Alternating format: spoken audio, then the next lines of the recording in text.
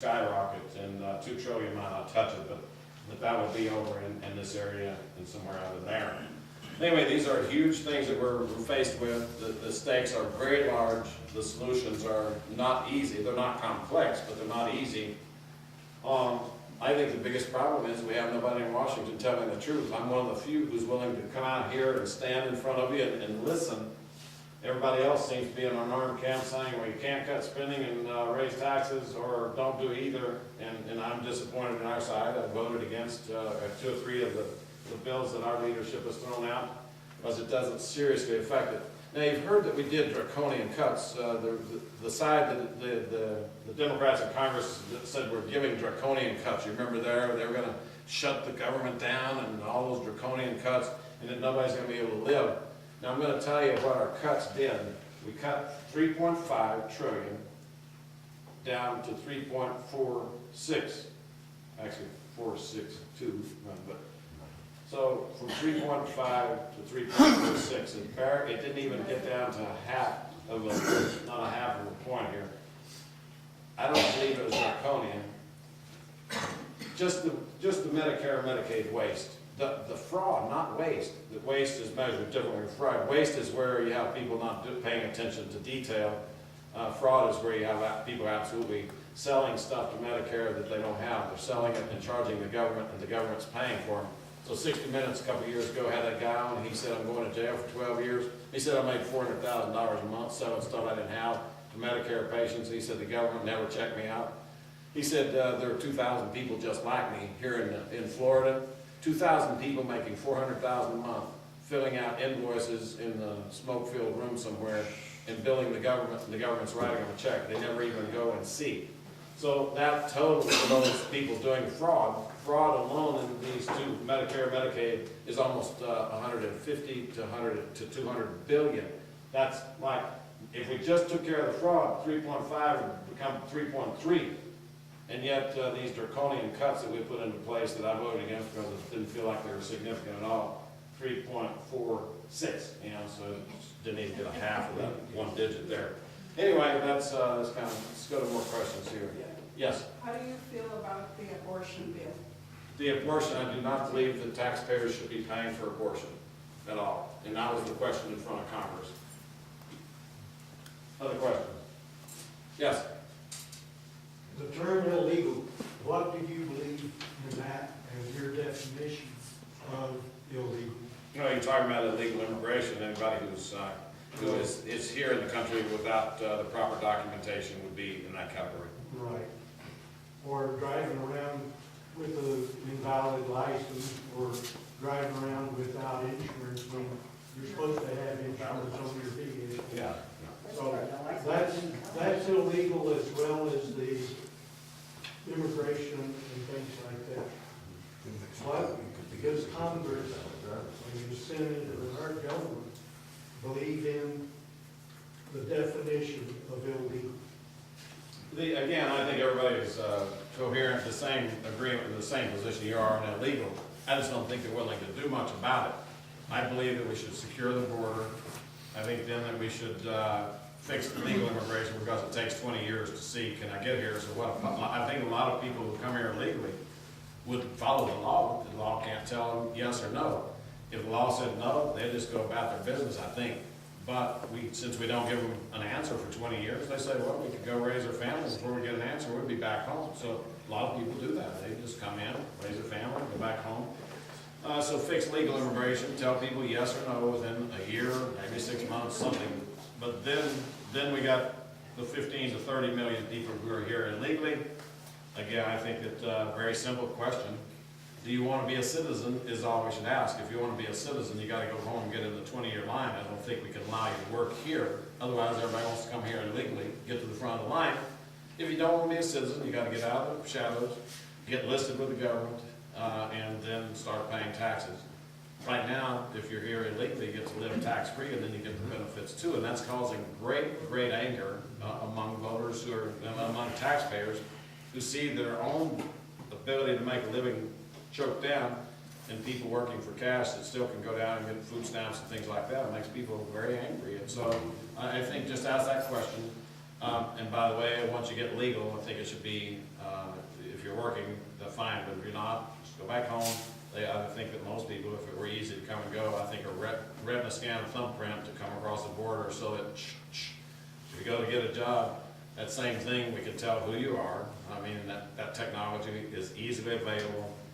So then if you're here with some sort of permission, some legal status, and if you're not working, then just be back in your own home and make it easy.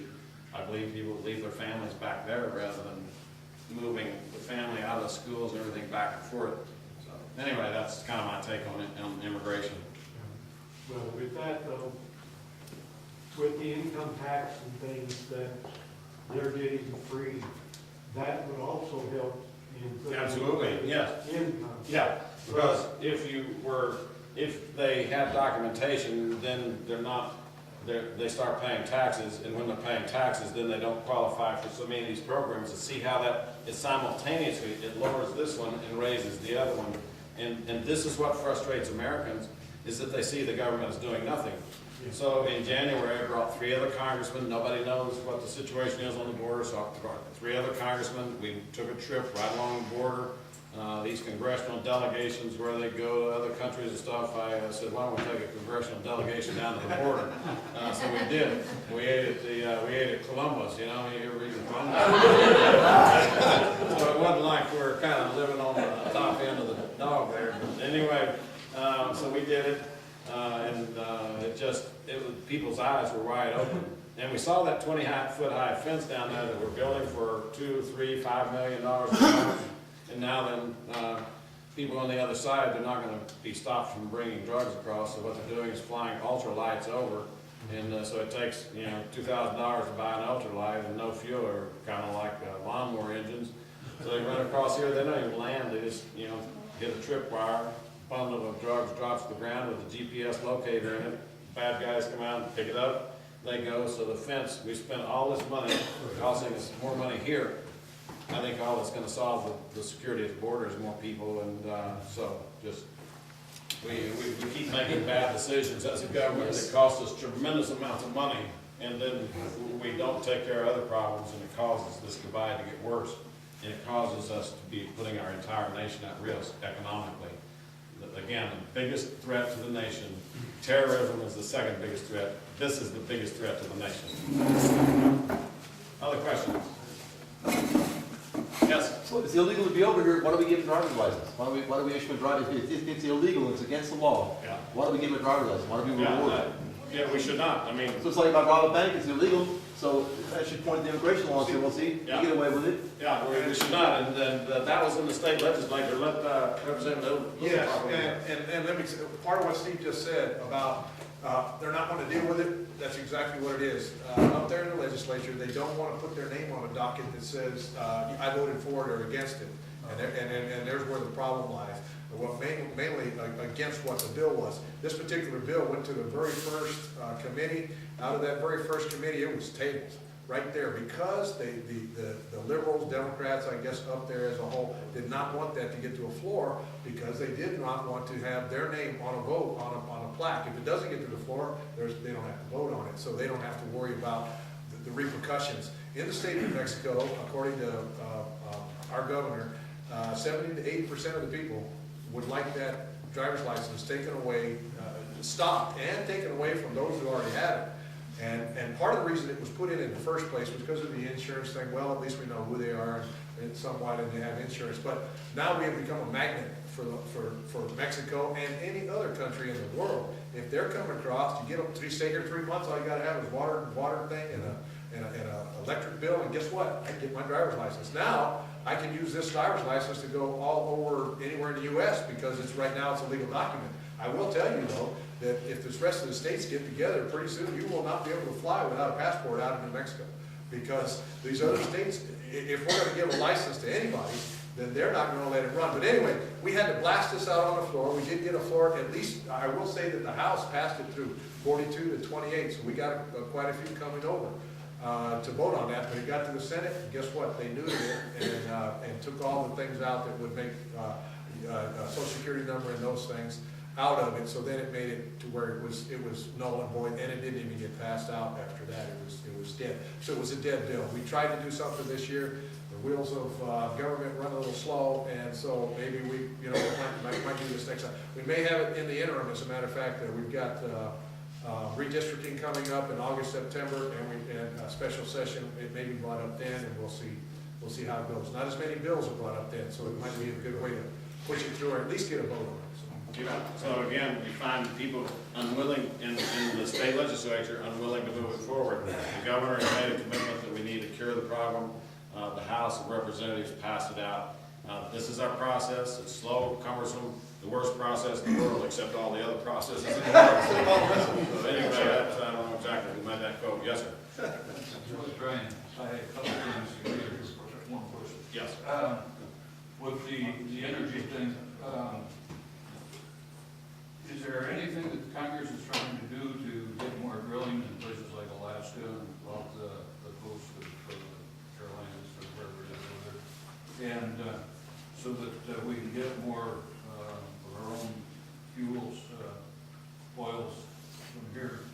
And the housing market, I believe the downfall of it in the last couple of years was due probably more with the high gas prices than actually the people that were defaulting on the house payments. I think that the high gas prices probably gave people a choice of whether to put gas in their car and go to work, or to maybe the house payments slip for a month or more. And then I guess it's pretty easy to let it slip for again. And so I think it's all kind of tied together there, but you don't hear many people talking about the high gasoline prices being the cause of the housing market. Okay, let's cut the rules apart and address them one at a time. First of all, what are we doing for drilling in the U.S.? And know that that's one of the regulatory things that is really killing our economy. We're forcing all those jobs overseas. So you saw President Obama just last week or the week before go down to Brazil. Did you listen to what he said? We want to encourage you to drill offshore, right? He said, we want you to become energy self-sufficient. But while he's saying that from one side, and the other side, he just killed our offshore drilling in the Gulf of Mexico. Now, don't get me wrong, I believe that BP should be 100% accountable, and they are. $20 billion is going to pay 10 times more than the cost. But that's what they have already paid into the system, and it's sitting there in the fund, cleaning up patiently, everything was cost. But then I don't think we should have killed 100,000 jobs in the Gulf of Mexico. We've got 33 deep water platforms that drill off there. They took anywhere from 5 to 15 years to build each one of them, about $5 to $15 billion a piece. And now they're steaming away to Central America, to Africa, and when they leave, they're never coming back. So those 100,000 jobs offshore are gone away. I was just talking to somebody last night in Alamogordo. His brother has a business that used to work on those wells. They flew people out or whatever. 150 people are gone. They're no longer employed, so they're not paying taxes, and they are up here taking food stamps, welfare, and unemployment. So we have made it worse. But the sad thing is the president's talking to Brazil, and we also gave them a couple billion to make their oil economy work. And he's telling them, please drill offshore while we limit offshore our entire capability. We don't drill anywhere offshore. We've killed the drilling in Alaska. We've killed the drilling in the Bakken area in North and South Dakota. We're killing drilling right now in New Mexico. If you're watching, I'm taking on a huge issue called the lizard over in Eddie Lee and Chavez. So the Fish and Wildlife Service had said to local companies, if you give us money, we'll create habitat for that lizard and we won't list it as endangered. It's not that close to the list. So local companies gave $1 million, and they were working along for 7 or 8 years, and out of the blue, whack, the Fish and Wildlife Service said we're going to list it anyway. The head of BLM in New Mexico said it was a slap in the face to the process, that we were working this thing out well. It's a slap in the face to other agencies, and yet we're now putting at risk all the oil and gas jobs in New Mexico. So not only, and so what we're doing is saying we should be producing American energy. I want to stop buying oil from Venezuela and frankly from Saudi Arabia. They fund terrorism, they fund people who hate us. They fund people who are trying to annihilate this country, and so I don't want to buy fuel from them. I don't want to give them money. So let's drill for more oil here.